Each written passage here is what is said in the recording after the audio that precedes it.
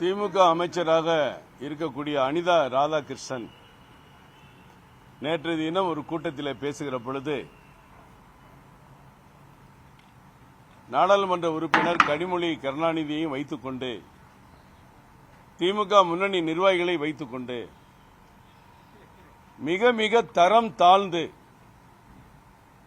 கேவலமான முறையிலே, அராஜகமான முறையிலே, அநாகரிகமான முறையிலே உலகத் தலைவர் பாரத பிரதமர் நரேந்திர மோடி அவர்களை பற்றி யாருமே ஏற்றுக்கொள்ள முடியாத ஒரு வார்த்தையை பேசியிருக்கிறார். தமிழர்கள் என்றாலே பண்பாடு கலாச்சாரம் நிறைந்தவர்கள்.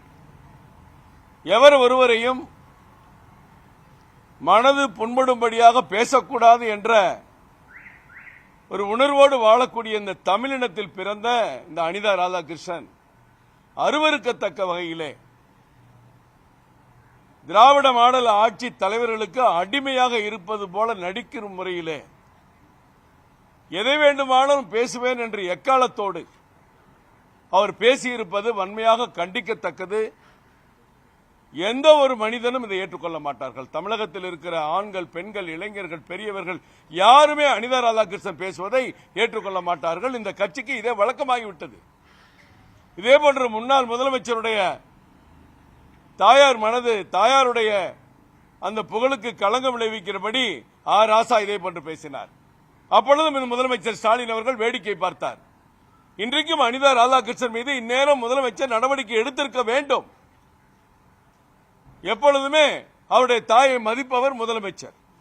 இப்படி பேசுவது ஒரு அநாகரிகம் இல்லையா, அசிங்கம் இல்லையா, கேவலம் இல்லையா? இது தமிழ்நாட்டினுடைய ஒட்டுமொத்த மக்களுடைய மரியாதை கெடுக்காதா? பல்வேறு இடங்களில் இந்தியா முழுவதும் அவர் மீது இன்றைக்கு மக்கள் கோபத்தில் இருக்கிறார்கள். இதை கண்டித்து தலைமை தேர்தல் அதிகாரியிடம் நாங்கள் கடிதம் கொடுத்திருக்கிறோம். அவர்படி சட்டப்படி நடவடிக்கை எடுக்க வேண்டும் என்று கடிதம் கொடுத்திருக்கிறோம். இது ஏற்றுக்கொள்ள முடியாதது. அனிதா ராதாகிருஷ்ணன் தூத்துக்குடியில் உட்கார்ந்து பேசிக்கொண்டே இருக்கலாம். அவர் மீது தக்க நடவடிக்கை சட்டப்படி எடுக்க வேண்டும். காவல்துறையிலே புகார் அளித்ததை போலவும் அதற்கு வழக்கு பதிவு செய்திருப்பதை போலவும் சொல்லிக் கொண்டிருக்கிறார்கள். முதலில் அவர் பதவி விலகச் செய்ய வேண்டும். ஏற்கனவே பொன்முடிக்கு வந்த நிலை, செந்தில் பாலாஜிக்கு வந்த நிலை அவருக்கும் வர இருக்கிறது.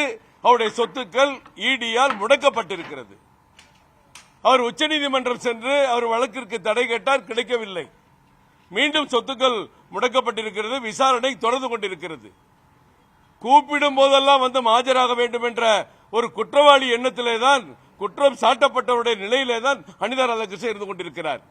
அப்படிப்பட்டவர் வஞ்சகமான எண்ணத்தோடு அவர் சொத்து குவித்த வழக்கில் எப்பொழுது பதவி பறிபோகுமோ, என்றைக்கு நாம் சிறைச்சாலைக்கு போக போகிறோமோ என்ற மனதிலே ஒரு காழ்ப்புணர்ச்சியை வைத்துக் கொண்டு அரசியலுக்கு இதுவரை யாரும் பயன்படுத்தாத ஒரு வார்த்தையை அரசியல் மேடையிலே பயன்படுத்திய அந்த கயவரை தமிழக பாஜக வன்மையாக கண்டிக்கிறது.